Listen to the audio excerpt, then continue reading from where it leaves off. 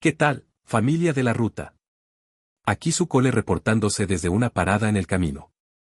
Hoy no les traigo una leyenda de fantasmas, sino una de esas historias reales que calan hondo y te dejan pensando en quien tienes al lado.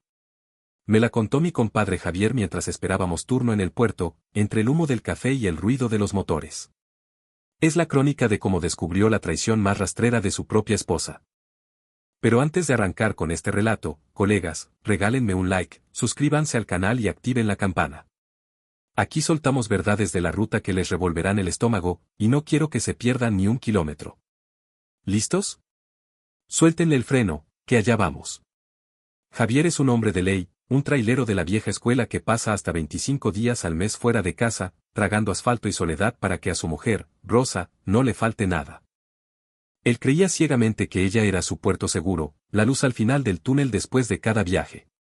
Pero de pronto, algo en el motor de su hogar empezó a fallar. Rosa cambió, se volvió distante, irritable y no soltaba el celular ni para ir al baño.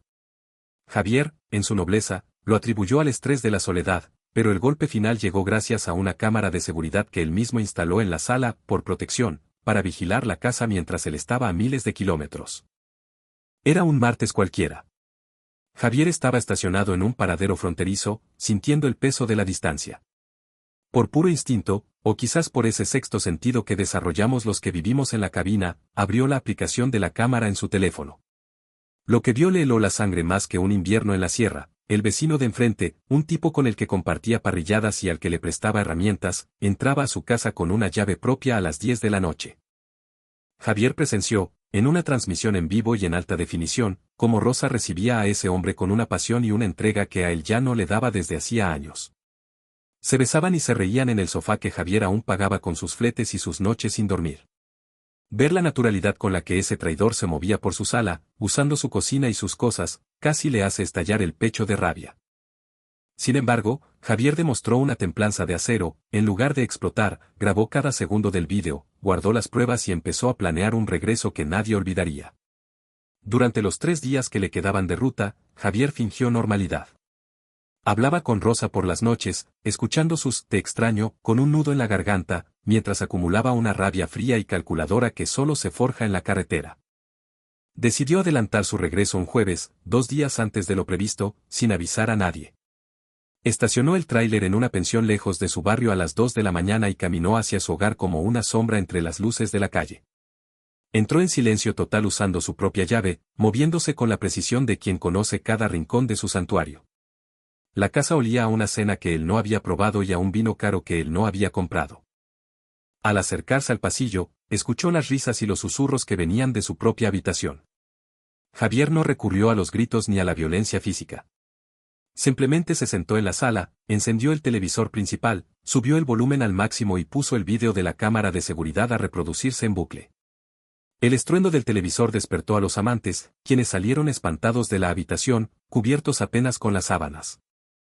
Se toparon de frente con Javier, que estaba sentado tranquilamente en su sillón favorito, cruzado de brazos y mirándolos con una expresión gélida. «Mira, Rosa, qué buena película estamos proyectando hoy», dijo con una voz tan tranquila que resultaba aterradora.